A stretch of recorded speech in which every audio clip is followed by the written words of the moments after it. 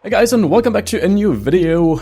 I can finally reveal project essentials. Welcome to my biggest course launch of all times. And in fact, not only one course, but two new courses as a bundle, but also as individual courses. And in this video, I will share in detail what these new courses are about and why they should be the first ones you should be getting. Then I'll also go over some common questions about my courses, and especially watch till the end because then you will get a very limited special offer which will soon expire. And before we get to the actual course contents, I want to share a little bit why I decided to make these courses in the first place. We all know that the coding market currently is not in an ideal situation. There have been quite some layoffs, people have been struggling to get jobs, and while I personally of course can't change the situation of the market right now, I can certainly help you maximize your odds to get the job you want or do better in the current job you already have. So I sat down and I just thought about what really matters right now for the industry and also in future. What are those software development skills that will always be in demand, especially by keeping the development of AI in mind and that it will be able to do simple coding tasks in future. And the result of that is Project Essentials, which is a new bundle of two courses. Because the more we think about what really matters for the industry,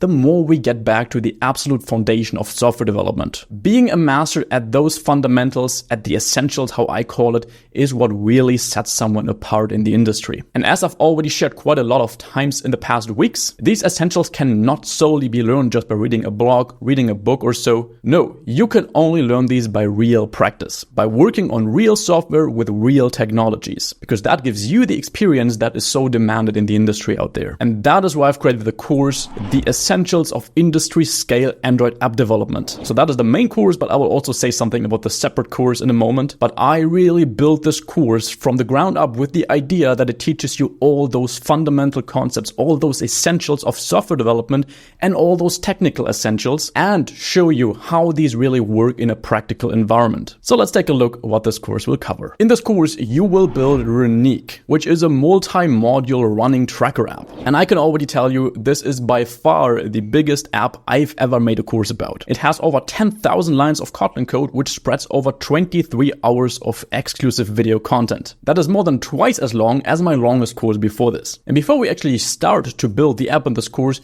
you get to learn the fundamental theory about software architecture, because that is in the end what every single software consists of. And the bigger a software gets, the more important those fundamental architectural concepts become. Because my real goal with this course is not that we just dive into coding right away. I teach you strict guidelines that you should always stick to in every of your apps and then leave you with that knowledge. And after that course, you're still confused how you would now approach your own app. No, I actually wanted to take a step back with this course and teach you those fundamental concepts that allow you to flexibly come up with a solid software architecture that fits to your project. Because in the end, things like clean architecture are just concepts built on top of these fundamental concepts that you learn in this course. So first of all, there is actually a whole section in this course, how we even plan a big app from the ground up. So how we approach it, how we sketch it, how we apply divide and conquer to it. Then you will learn the architectural foundation of software development. So those concepts you have to know before being able to come up with a solid software architecture. So that includes things like modular design, cohesion and coupling, separation of concerns. Then a few videos about multi-module architecture on Android, when you should use it and when you better don't use it, how you come up with a modularization strategy that works for your project, because there is no real one-size-fits-all approach here. Then things like if and when to use cases in your project, and finding the sweet spot between modular design and low complexity. There's a whole section about solid principles. So you can see there's already a whole section of 10 to 15 videos just talking about this architectural fundamentals. And this knowledge we will then take and apply in a huge running tracker app. And it really is huge. I've just opened the project hierarchy here. You can see how many modules we will create in this project, how many features we will have. And again, I will not just show you how we come up with this architecture for this project, but really show you the tool set you need to come up with your own architecture that might fit better for a different type of project. And maybe when you already look at this project hierarchy, you can already guess what the second course is about. It will be about Wear OS development. This second course will be an extension of the main course in which we build the mobile running tracker app. And in this extension, we will build a Wear OS app, so a smartwatch app, which just extends this existing running tracker app and allows us to really track real workouts on our smartwatch, track the user's heart rate, sync the data between mobile and watch device. But I think it's best if we just take a look at the app we'll actually build. Welcome to Runique. I really try to be creative with this name, combination of run and unique. And here we first of all have an intro screen where the user can sign in or sign up. So that is the first very cool feature of this app. We will get to build a whole OAuth authentication system, because in fact, it's often very hard to practice those essential topics, since you very often need some kind of infrastructure for that in form of a deployed backend that allows you to authenticate or that allows you to sync data. And all that infrastructure will be provided to you with this course, since you will get exclusive backend access to a backend that is already deployed. And if we want to create a new account here, we can hit sign up. We can enter some kind of test email here, test@test.com, for example. And then for the password, you can see the password requirements are validating in real time here as I type like this. If we then hit register, then you can see the registration was successful. We can now log in with our just created account. Let's do that. test2@test.com. Enter our password, hit login, and we are logged in. But I actually don't want to show you that with this account, so I will log out again and log in with my different account, which is test1@test.com. If we log in, you will see the email is incorrect because I didn't type this properly. If we log in, then we get to see some runs. So here we are on the run overview screen of the app. This is the screen where all the tracked runs of the user will be displayed. You can see we see a nice running path with different colors. So a green color would mean the user was not that fast on that given track. Yellow would mean it was a medium pace, and red was a really fast pace. Then we get to see all the important data like the distance, the pace, the average speed, the maximum speed, the total elevation, which doesn't work in the emulator but on a real device, and optionally the average heart rate and maximum heart rate, which we can only track on smartwatch devices. That is where the Wear OS extension comes into play, which I'll of course also show you in a moment. And this really isn't just a list of data that is being displayed from some kind of API. This whole app is built offline first. So you don't need an active internet connection in order to use this app after you've logged in, of course. And while offline first sounds simple, you can do so much wrong. Just to give you a few examples of challenges we will face in this app. On the one hand, we need to properly sync data between multiple devices. So if the user has this app installed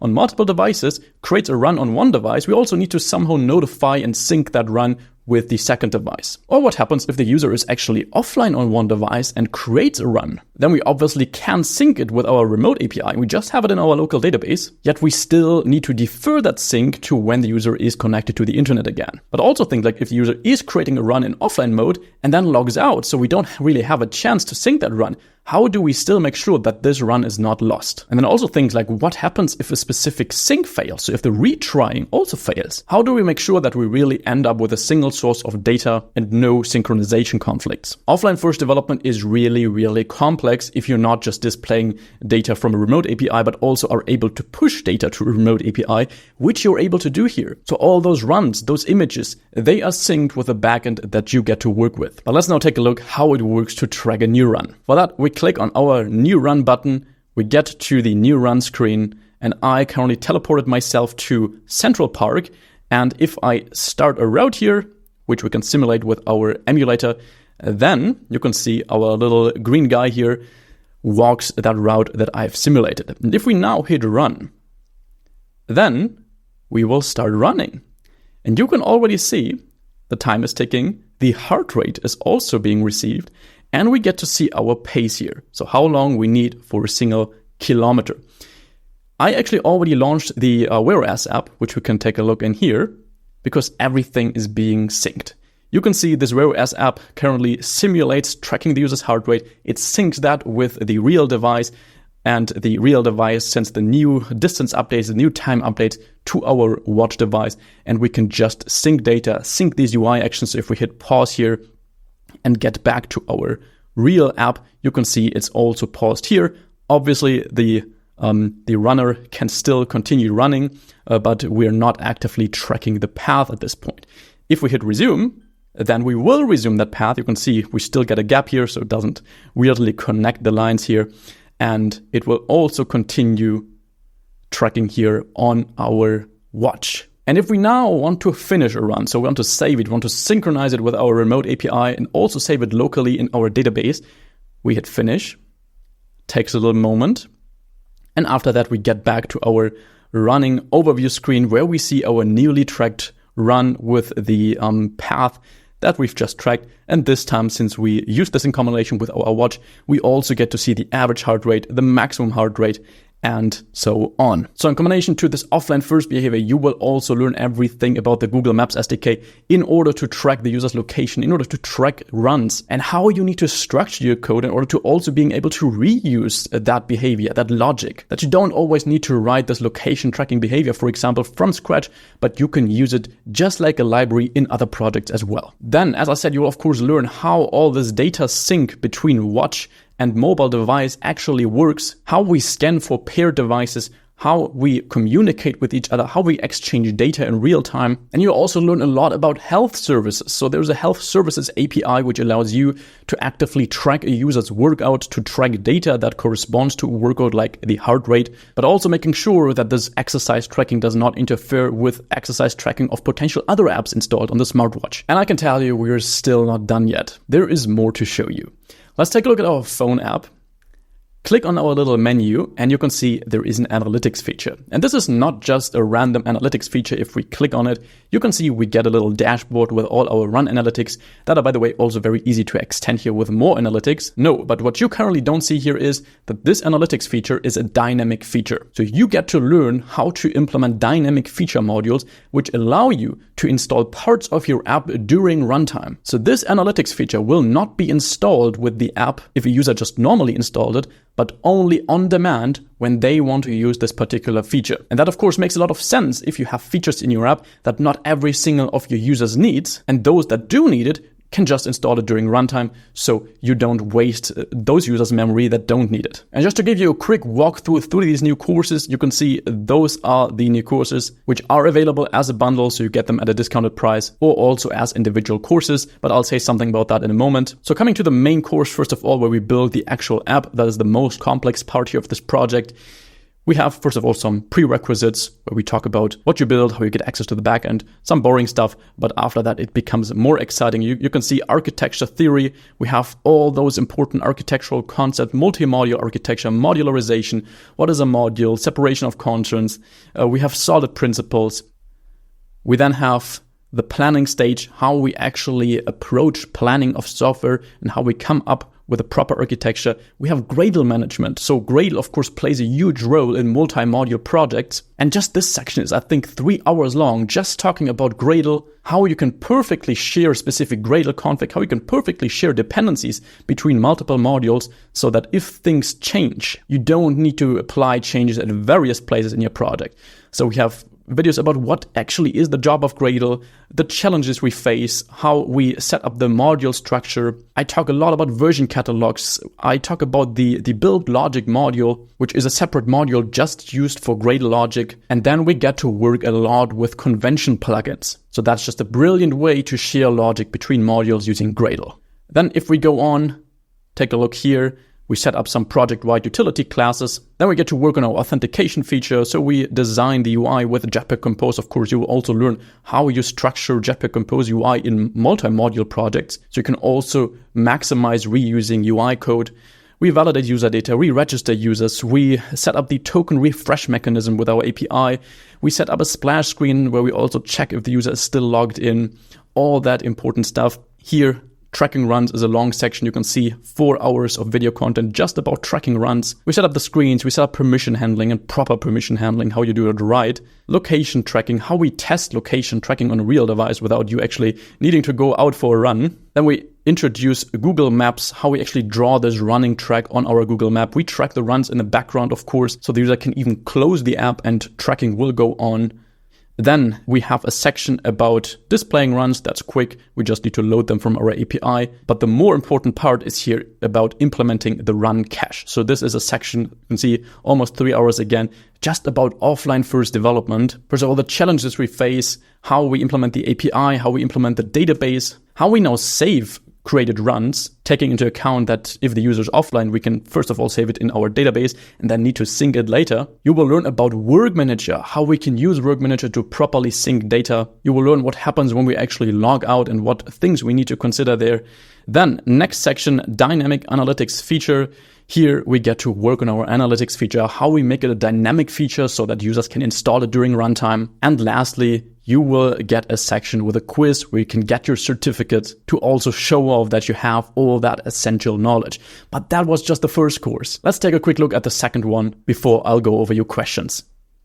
Here we have building industry-ready Wear OS apps. If we take a look in there, we again have a prerequisites section, of course.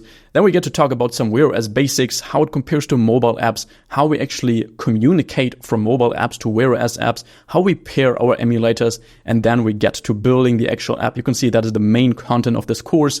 We set up a project structure. You learn how you can take such an app from a completely different platform and integrate that into an existing architecture, so into the mobile app. Since our apps, of course, work together, but they are completely two distinct apps. And I did not include this Wear OS part because I consider Wear OS development strictly as an essential, but much more because it teaches you how you can structure your code base to also reuse parts for different platforms. That is one big advantage we have with a multi-module architecture. And I will just show you in the course how you can structure your project so that changes apply to both platforms if they need to share this code. You can see we also get to implement UI, of course, that also works with Jetpack Compose, but a special Jetpack Compose kind of for Wear OS. We also have special theming set up. You learn how we can track the user's heart rate and the exercise as a real exercise that is recognized by Wear OS, how we handle permissions on Wear OS, how we discover paired devices, how we then sync data, how we send and receive messages on the watch, how we do that on the phone, and also how we keep the watch app alive in the background. And before I now get to the special offer for you, I want to go over some frequently asked questions about my courses, and particularly, of course, about the new course bundle. And first of all, what are the prerequisites? What should you really know in order to really benefit from this course? In the end, all my courses are structured in a way that you can fully follow through these if you know basic Android development. So that means you should, of course, know Kotlin, and you should know the basics of Android SDK. So things like what is an activity,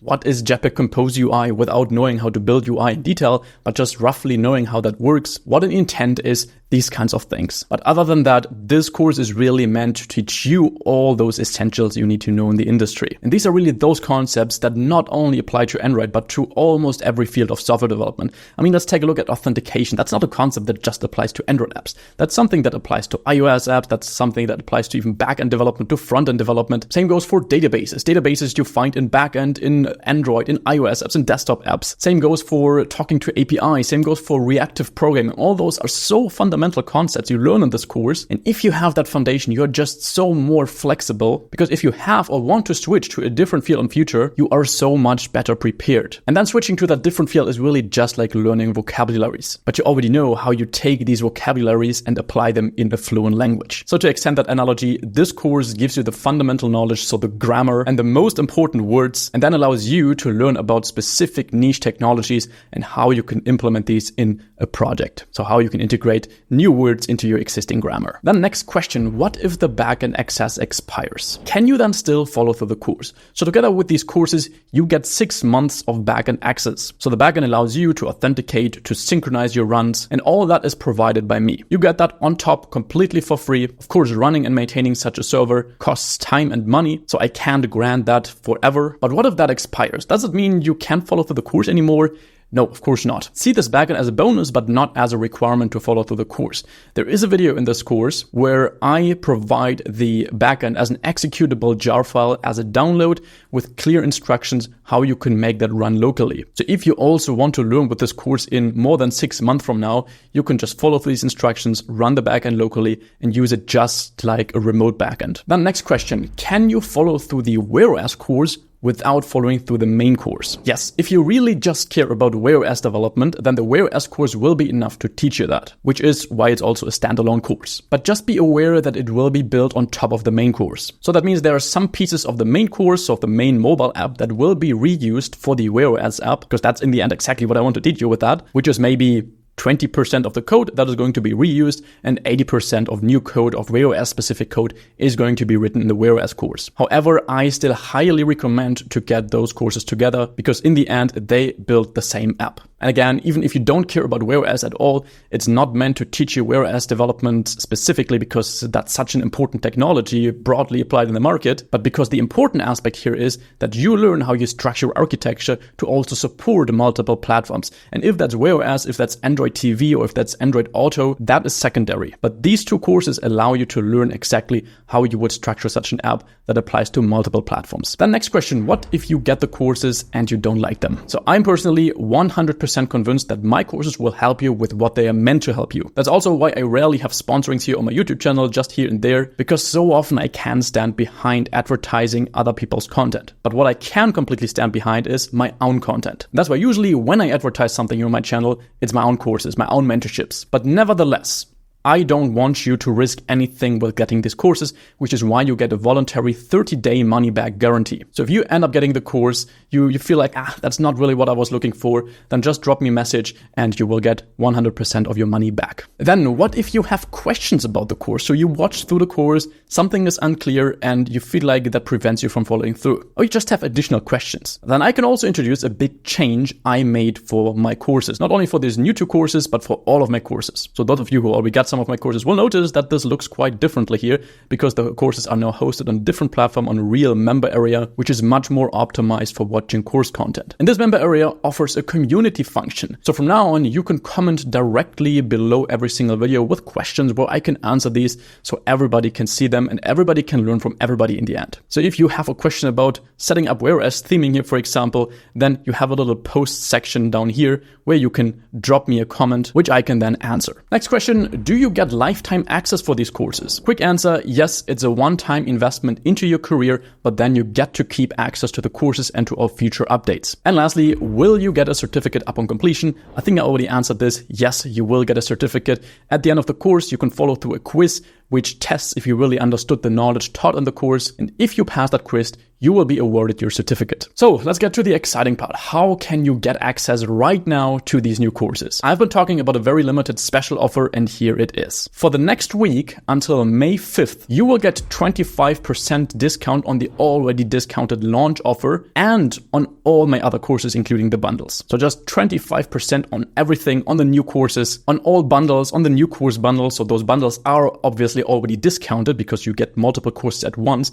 And now you get 25% on top of even that. In order to redeem that 25% discount, you need to use the discount code ESSENTIALS during checkout. So you can enter that in the second checkout step and then the 25% will be deducted. So click the link down below where you also, of course, get a summary of everything I've been talking about here. You also get an exact list of all the video lessons, but don't wait longer since, again, this offer will expire. Get the courses now. And I can only say thank you for all the support. With your purchase, you directly contribute to more and higher quality content here for everyone else as well. So thank you. And if you have any other follow-up questions about the course, the comment section is open and I'll be happy to answer your questions.